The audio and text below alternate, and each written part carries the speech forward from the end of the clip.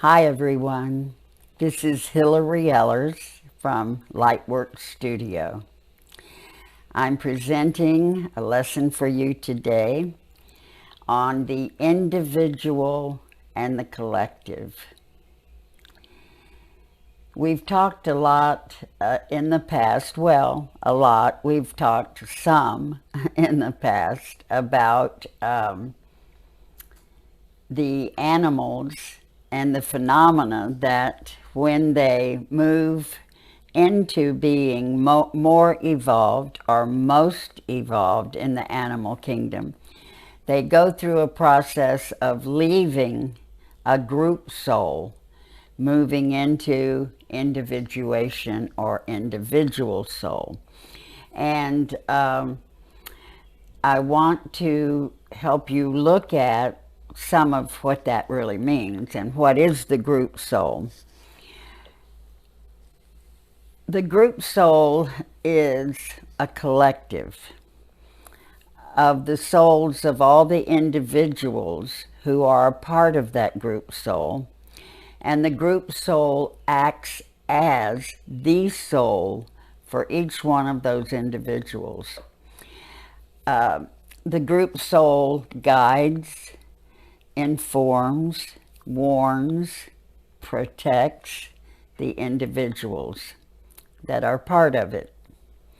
And I don't know the exact number of beings within any group soul, but my feeling is at times, gosh, I probably shouldn't even say this because it's only perhaps an estimate, but I've had the feeling that some groups are maybe only 12 beings, and some groups may be 100 beings or more maybe.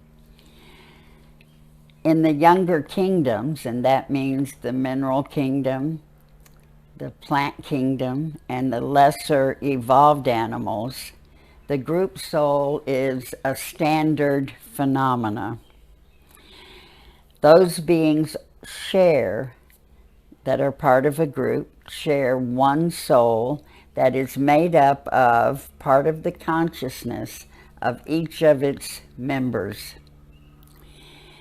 And it's a very, very big change when animals become evolved enough to leave the group soul and begin the process of what is called individuation. It's a very big thing. For one thing, when animals leave the group soul, they leave a lot of instinct, because the group soul works through its individual members with instinct, and the instincts are very compelling. It's very interesting because if a weather change is coming, if a severe storm or something of that nature is building, the group soul actually compels its members to do something to protect themselves, whether that means to relocate or whether that means to seek shelter. But the group soul warns and protects its members. When an animal loses its connection to the group soul, it loses a lot of its strongest protective instincts. And the animal begins to need to have a very individual relationship with their own intuition.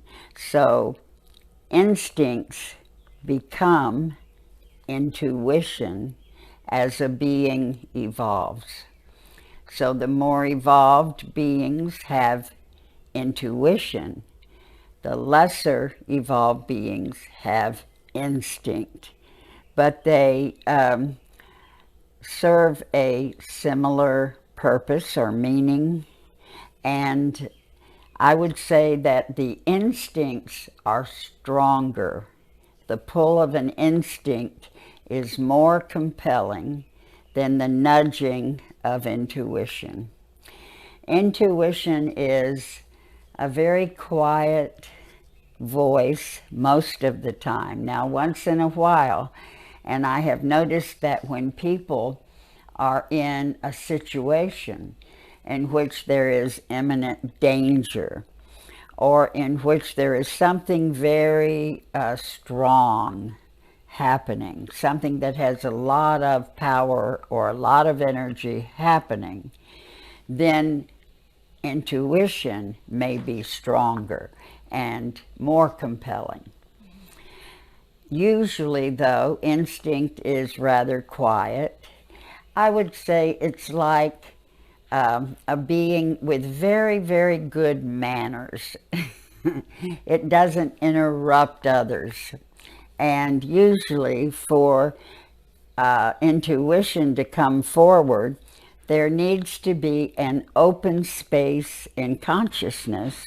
And what that means is that your mind takes a break from all the busy chatter that is usually going on in all of our thinking. And so to really be in tune with your intuition, you need to learn how to allow open spaces to occur in your thinking. And that can be reached mostly through relaxation. That as you relax yourself, you can relax your thinking. And there's a very strong connection between relaxation, which slows your heart rate down, which then affects your brain waves. And there is a literal hookup there, physically, that when you relax, you affect your brain waves. And it's very difficult to affect your brain waves by will, by just simply commanding your brain waves to slow down.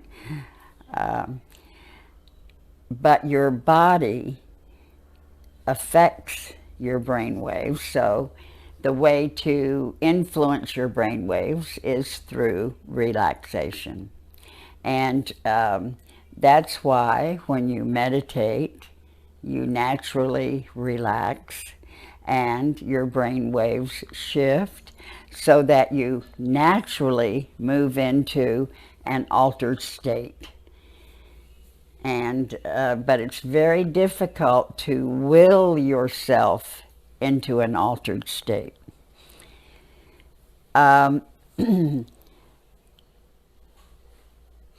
When an animal begins to individuate, they begin to break away from the group soul. So they lose a lot of their natural protection, and they lose a lot of their natural guidance. And it's a very kind of precarious point for animals when this is happening. As animals individuate, they begin to need more support from humans. And it's interesting because relationship with humans can cause an animal to individuate. And usually animals that are becoming individual souls are having in some way relationships with humans. They are the animals that are the closest to humans. I think it's very sad when people abandon an animal thinking that the animal has its own instincts that will guide it and protect it. For instance, oh, this animal will find food. This animal will find water. This animal will know when danger's around and will protect itself because if that animal has lived with humans for a while, none of that's true. And it's very sad to me to see people abandon animals. Um, Sometimes they may be thinking the animal will be okay.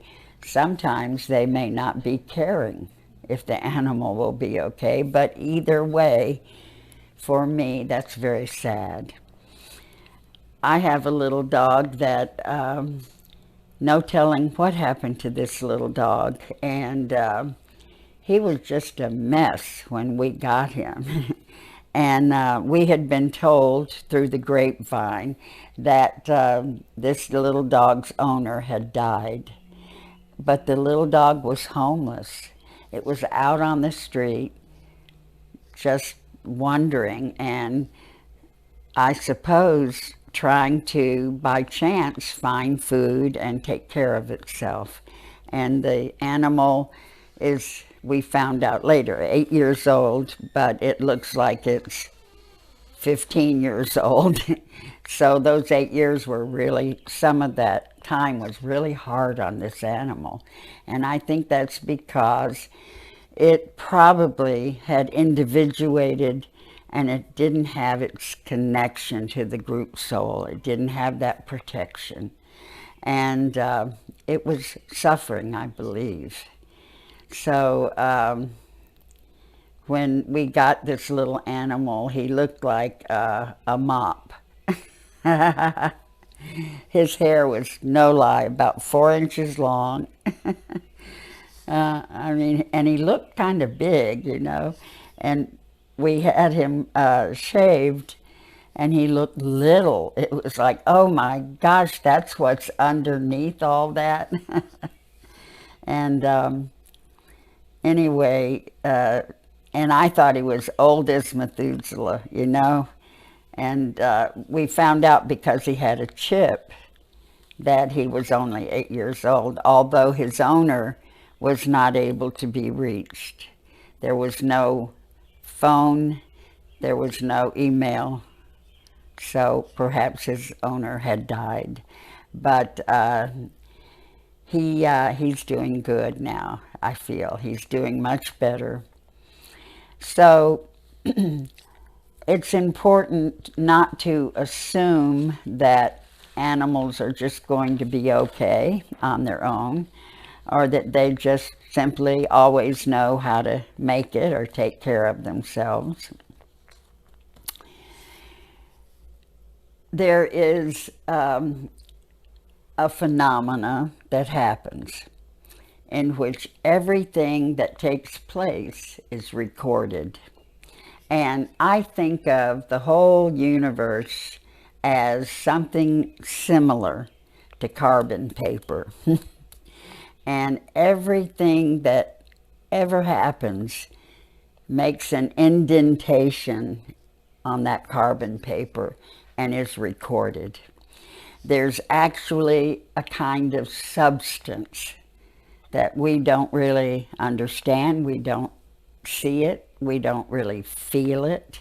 And we don't really know exactly what to call that substance, but the name we give it is the Akashic Record. And this is also known as the collective. So the collective is really the same as the Akashic Record. And this means that on some recordable substance, everything that has ever taken place, even a person's feelings and thoughts, things that aren't even visible, that don't even necessarily have to be an action taken, everything is recorded. Certain sensitive people have the ability to tune in to that recording. And what's interesting is that because of the nature of this substance that records things, the history of everything is also saved. Sensitive people can go to any place on earth, and whatever has happened there, they can feel. It's interesting for sensitives to go to historical places and just feel the energy. Pompeii, Gettysburg, all these places are filled with the history of what has happened. The story of what has happened is embedded in the substance of this recording and can be felt and read. Now, the collective is not a group soul, but it is a gathering of everything that has happened to every human being since the beginning of history, since the beginning of the first human. And I'm sure there is a collective that includes every species. So probably there is a collective for all the primates, and it may be the same or a different collective than for the raccoons or the squirrels. But my sense is that everything from every species, from every conscious being is recorded. We are very, very affected by our human collective. We're very affected by it as human beings. The human collective influences each one of us, gives each one of us a certain kind of sense of motive, possibly a sense of mission, a sense of, to a certain degree, a kind of identity as a human through the collective. In many ways, we know ourselves to be humans, and we respond to life in certain ways that are human, and the collective helps influence us toward that. If you want to know more about the collective, think about times when you have simply been nudged toward any kind of awareness that you normally would not expect to have. And maybe we're talking about intuition. Maybe we're talking about connection to the collective. And are they even different? It's hard to know, because they may act exactly the same. And maybe on some level, they either are the same or they're similar. Each of our individual intuitions and our hookups to the collective, which gives us guidance, just as it does the animal group soul, our collective helps us know things. It helps us to be aware of things. One of the experiences I've had is that at times I have done things that I feel were, first of all, probably impossible, really.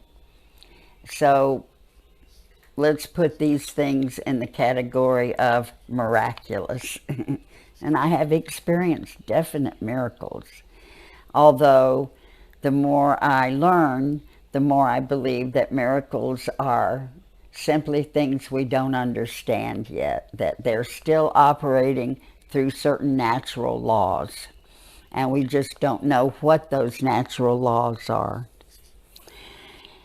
Some of the miraculous things that have happened to me, I believe, have been influenced through the collective.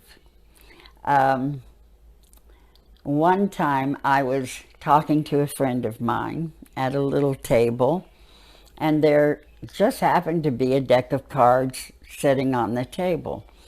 And as we were talking, I I started playing with the cards. And one at a time, I threw down a card, one after the other, after playing with the cards in between throwing them down.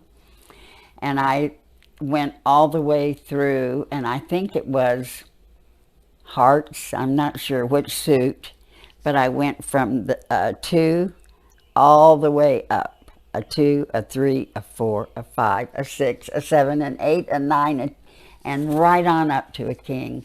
And I mean, how could that happen? That's impossible. I feel that something beyond myself was guiding me. Now, maybe it was my higher self. That could be. And maybe our higher selves are connected to the collective as well as our conscious and our subconscious selves. I wouldn't doubt that, and I think that's probably true. So something beyond the conscious Hillary was definitely at work, and my friend just almost fell out of their chair. I was surprised too. I wish I'd had it on camera. But the interesting thing is, I don't believe I could ever do it again. It was one of those miraculous events. One time I was driving and I experienced a car driving through my car. And it was when a wreck was going to happen. I ran a stop sign, la, la, la, me. I ran through a stop sign going at quite a good speed, and someone else was coming from the other direction at quite a good speed. And you know how your brain can calculate something in a split second. And I saw, oh my God, they're going to hit me.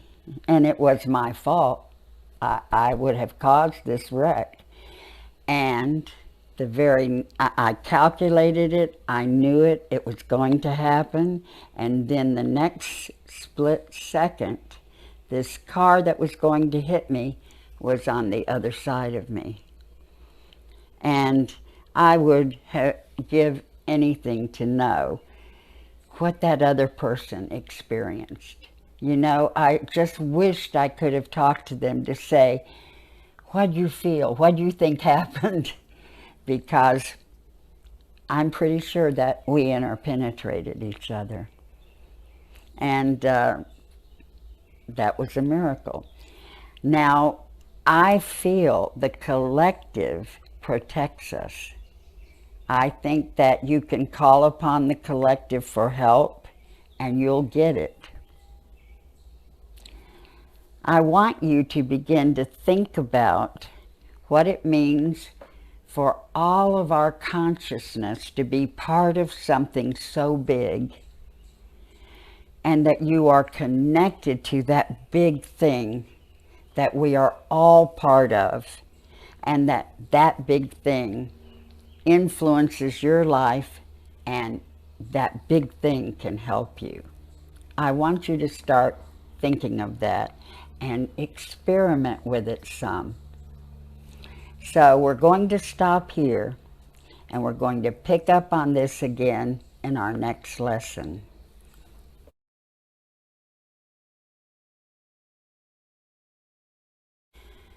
I would like you to begin now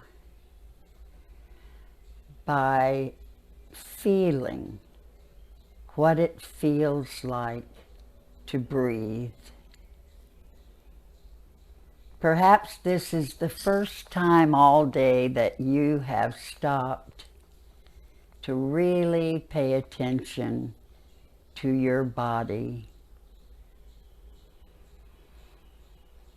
and to how your body feels.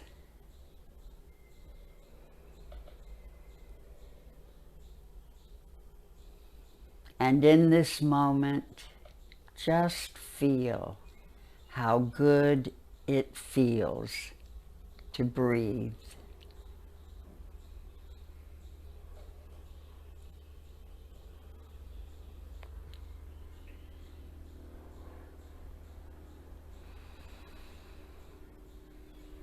As you allow yourself to breathe deeply,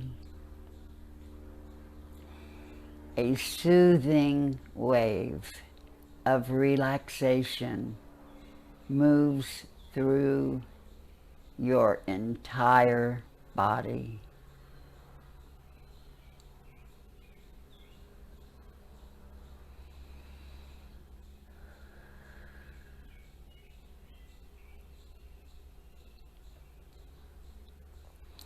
With every incoming breath, a soothing wave of relaxation moves through your entire thinking.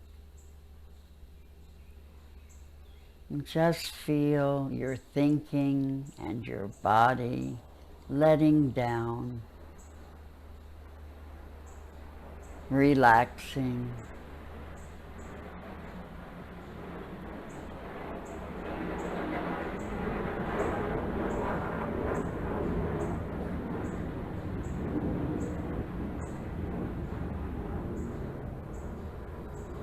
Every incoming breath is bringing a soothing wave of relaxation through your mind and body.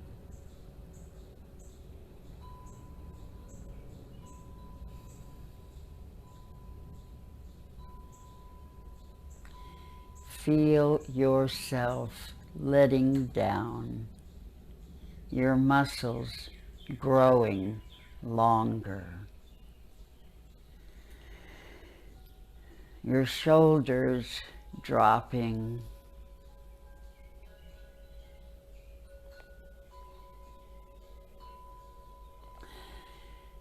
every outgoing breath carries with it all of the tension of this day. All of the tension moving out and away from you.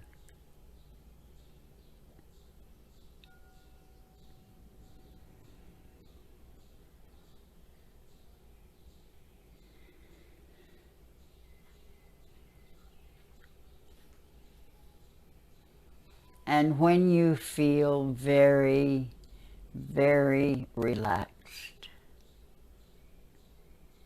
find yourself relaxing even more.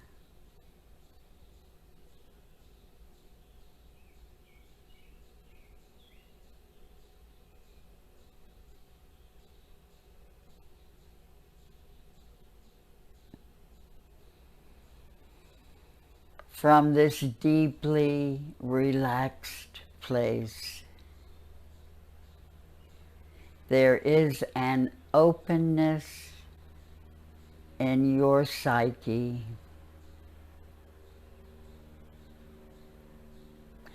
that enables you to know and feel.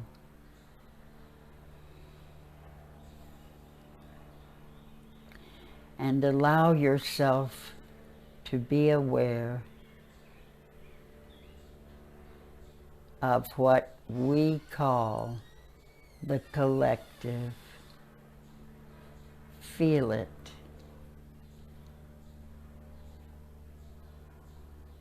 Feel how immensely large it is.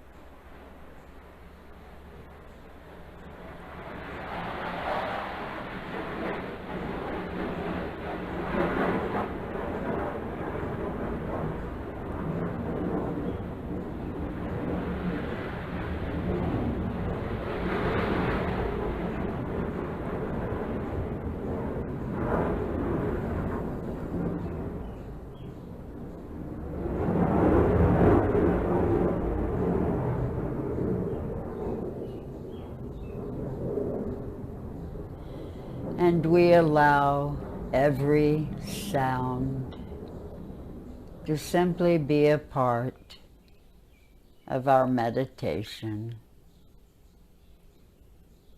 a part of life unfolding around us.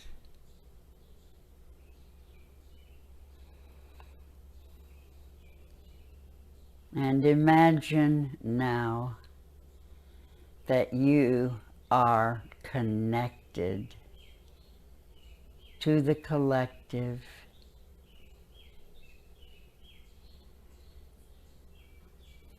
and through that connection you are in tune with all that has ever happened.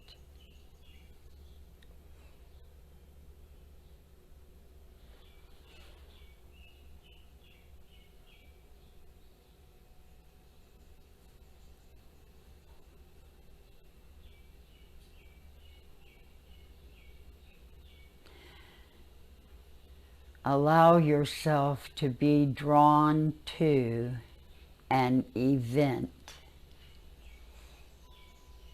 a circumstance,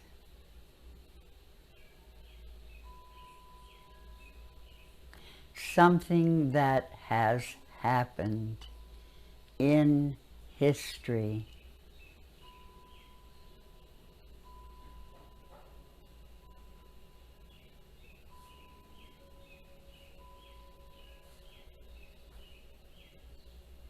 And allow yourself to be in tune with all that has happened.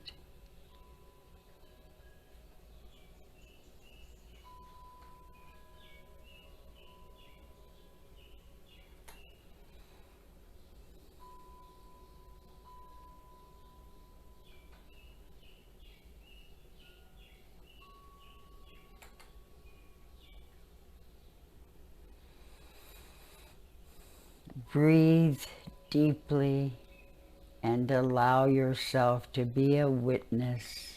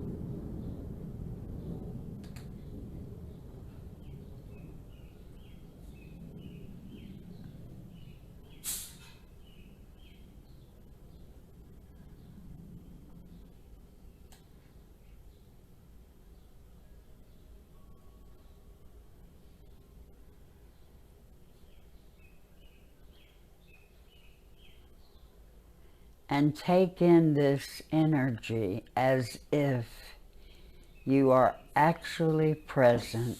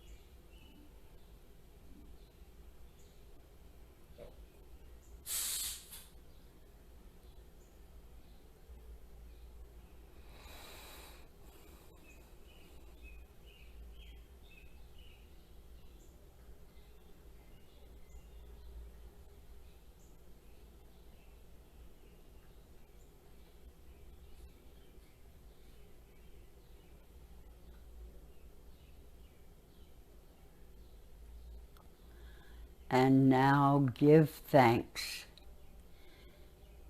for this awareness you are discovering.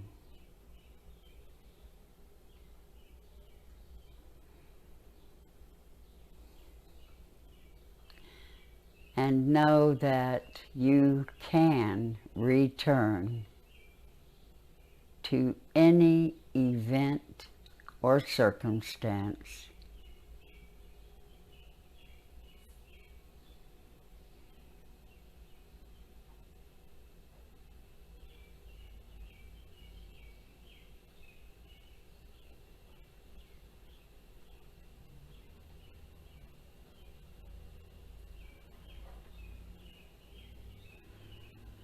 Hold within your consciousness what you have experienced and begin to allow yourself to return to your physical body.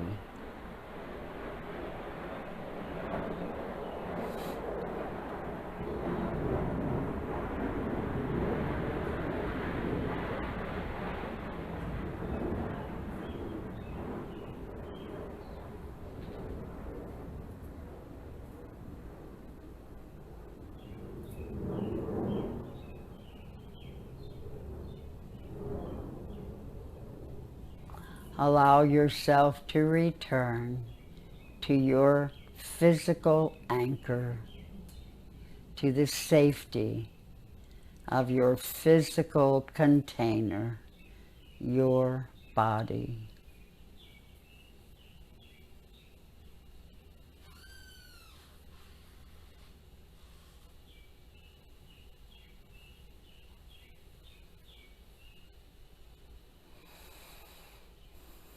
And as you return, begin to move, begin to stretch.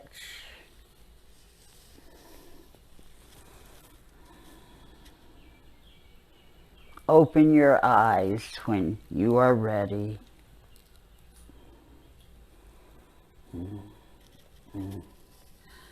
Wow.